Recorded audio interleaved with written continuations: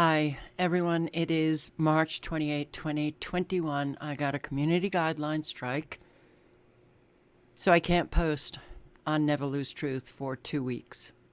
If I get another community guideline strike, my channel is gone. The community guideline strike was on a video that I posted, Dr. Peter Breggin interviewing this man, and I've posted it on Odyssey. So for those who were asking me about it, it's right here on Odyssey. I will leave the link below. It's a very, very good talk between Peter Breggin and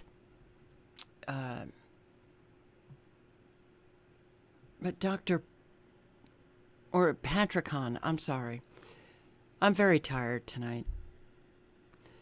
Anyway, I will post the link below. It's unfortunate that it's getting to the point where I honestly don't know what I can say, what I can't say. You know, the community guideline strike was based on medical misinformation. Medical misinformation coming from Dr. Peter Breggin? Really? Okay. Wow. This country is gone. It's gone. You know, for years I've been saying the tyranny is not coming. It's here, only cementing itself. And it's pretty awful. If you don't hear from me, and I don't know, well, tomorrow you won't hear from me because I have to go to Kalispell. But there's a possibility that we will have power outages. Damaging winds will blow down trees, power lines. Widespread power outages are expected. Travel will be difficult, especially for high-profile vehicles. What are high-profile vehicles? High-profile meaning what? First responders? Okay, so we have a wind warning. I just hope we don't lose power. But if we do, rural areas, I don't know how quickly they get on it to put the power back on. So anyway, just wanted to let you know. Child suicide is becoming an international epidemic amid restricted pandemic life. Doctors warn. I have more on what's happening with children, but I can't post it on YouTube. So I hope to post it either tomorrow night or Tuesday if the power is on. But what adults are doing to children, it's beyond tragic. Or tragedy. It's evil. It's just flat out evil. And devastating to these children. And there is not much mainstream media coverage on this issue. But a whole lot of children have already lost their lives, killing themselves. Don't we need to talk about that? All of those who are screaming at us, we don't care about people because we're not wearing a mask. Do they care about all of the suffering that they themselves have caused due to the fact that they are obeying their masters? Oh, good old Oregon. State capital. This happened today. Antifa still at it in Oregon.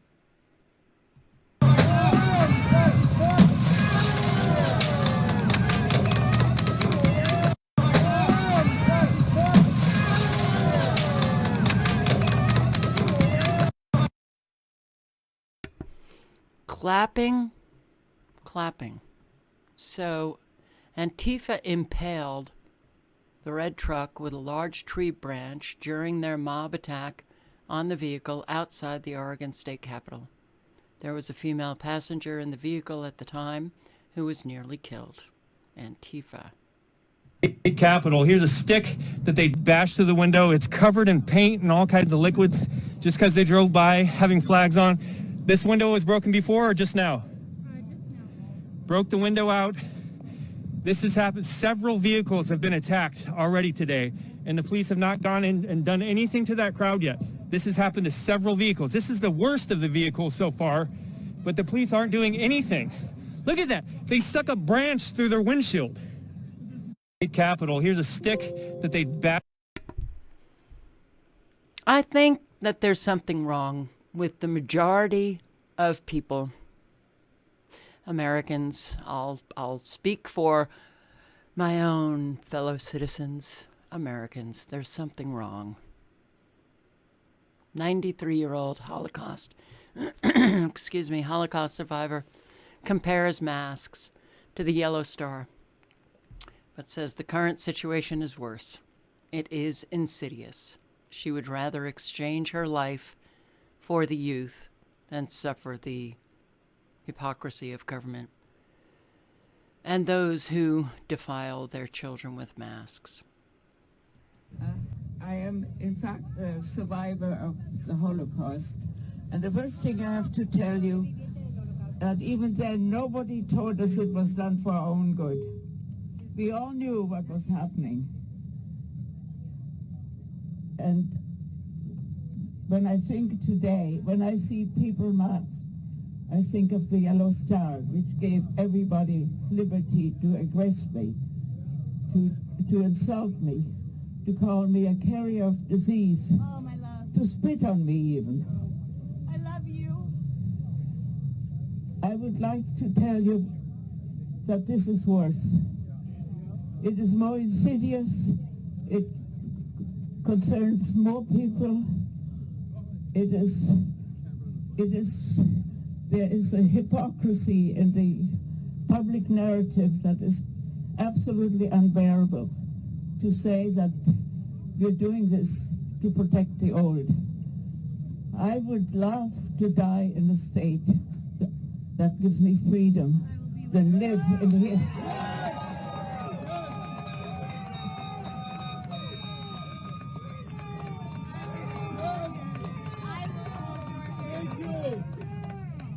I have already outstayed my welcome by many years, and my life expectancy is probably not great, but I would gladly exchange this for the lives and livelihoods and happiness of generations that come after me, to live their lives as I have been. To have masks, to see people defile their children with masks is something totally unbearable to me.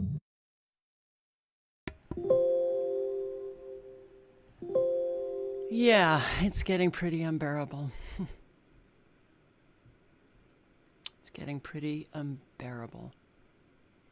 You know, oil fields are having a lot of explosions lately. Allahu Akbar! Allahu Akbar!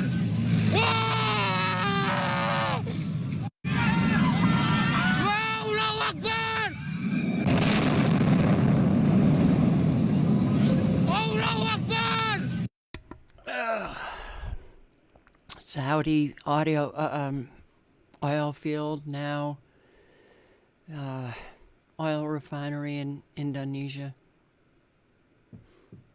seem to be Blowing up oil fields. Well, let me just read some of this article that was sent to me by a subscriber. Feds confiscate guns in Flathead Valley with 30 vehicles, 3 tanks, and a helicopter. This is on Montana Daily Gazette, or posted on Montana Daily Gazette. This is not too far from where I live now. I want to read some of this. Hang on, my cat is very upset that I'm not letting him out in the dark here.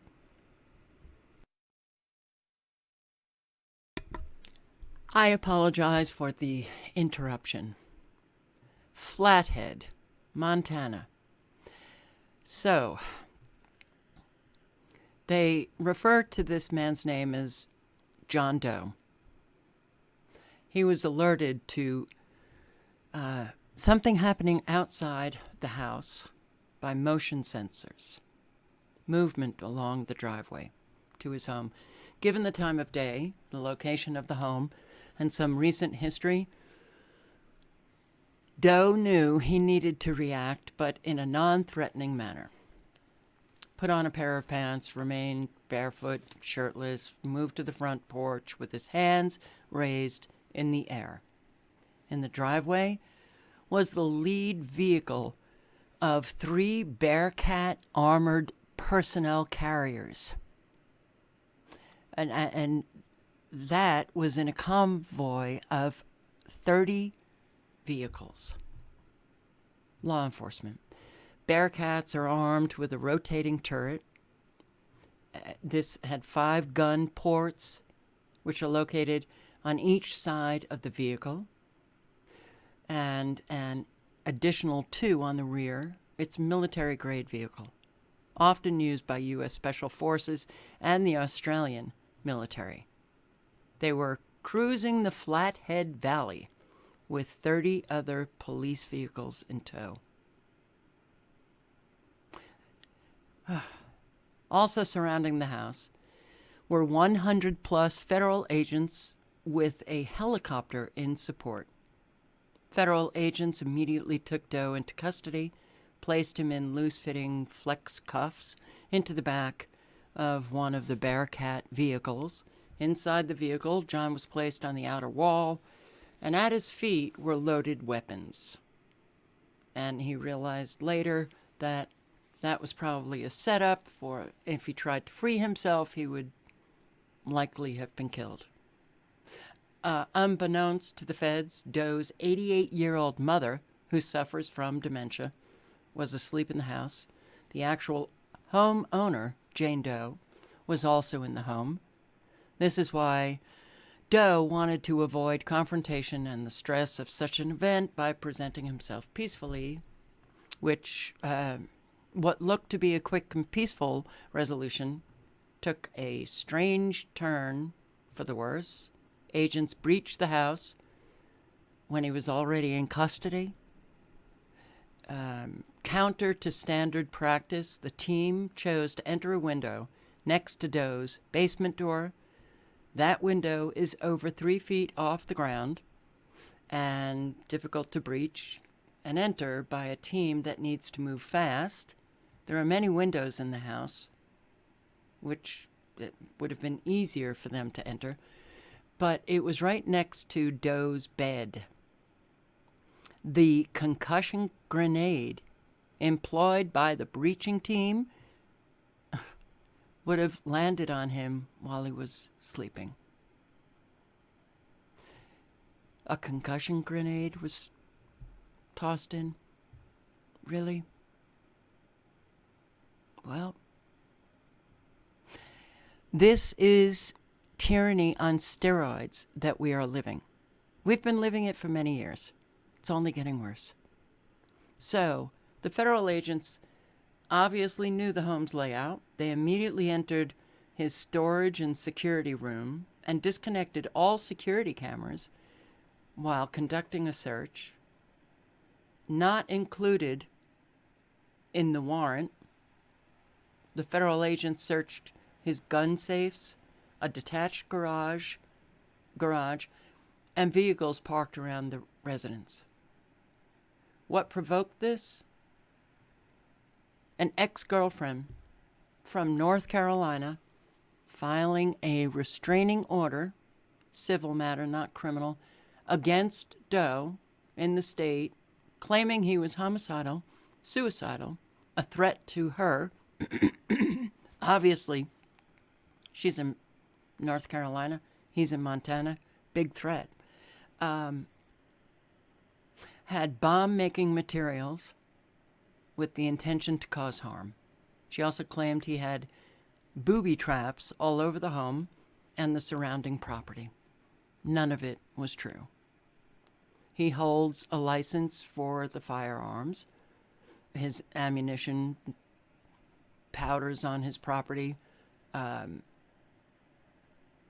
Federal agents can request to see all this material at any time. No siege was required. Is that true? I don't know. Federal agents can just request? Well, I guess anybody can request. Okay. A restraining order secured under false information in North Carolina caused a massive raid in Montana involving federal agents from around the country. He was not read his rights until 2 hours into the event. He was eventually transported to the Flathead County Jail by a deputy sheriff who was not aware of the preceding events until well after the fact. Doe was released 3 days later on his own recognizance. He's such a danger. He was released on his own recognizance. Jane was never read her rights, despite being questioned by federal agents. John, Jane, and John's mother were not the only victims. John's neighbor, who shares a long driveway with him, was detained in handcuffs for 2 hours as he was leaving for work. A close friend of John's heard about what happened and was detained when he got to the house to check on his friend's well-being.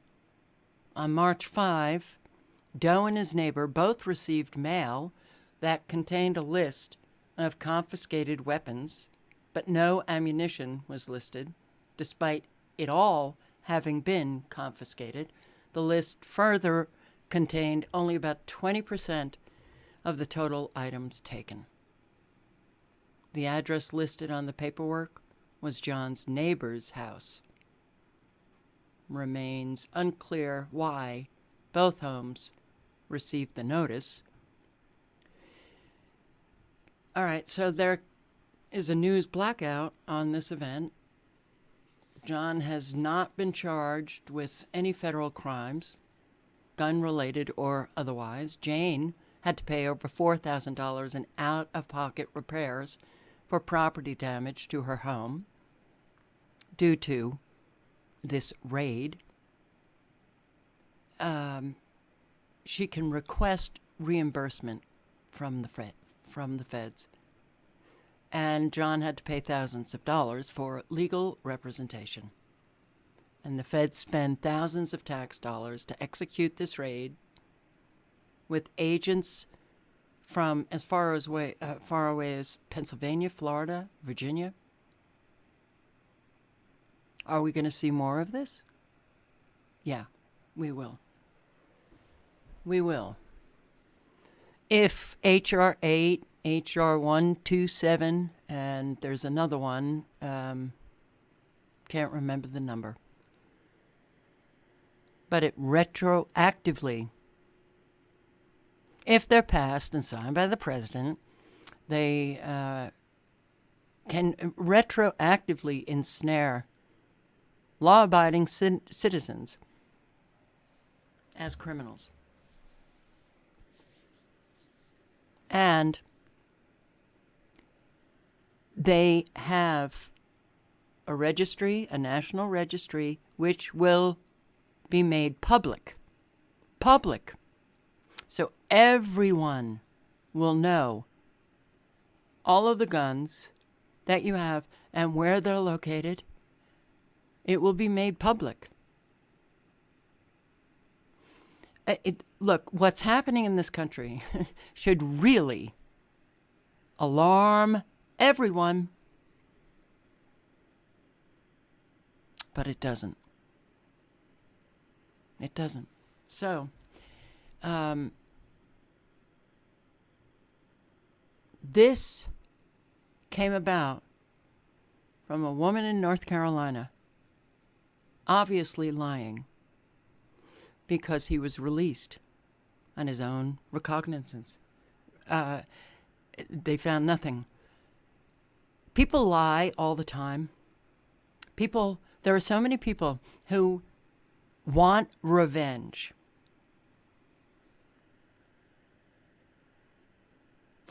And they cause a whole lot of harm. Unfortunately, we really do have a very sick population of Americans who could actually go to this length. Well, I guess I'll end with this. And WhatsHerFace? Don't give me a copyright strike. If you don't want me posting your videos, stop making such good videos. No. Just let me know. But this was posted just yesterday. And again, she says an awful lot in a short amount of time. And very good. I mean, WhatsHerFace? Keep at it. Keep at it. They're coming for your guns.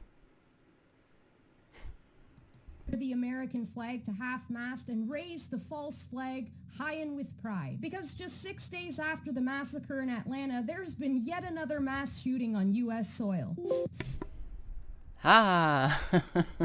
Wait, I'm starting that from the beginning. I really am very tired. I feel like my days are numbered. So I apologize for these crap videos that I make, but that volume, it wasn't high enough.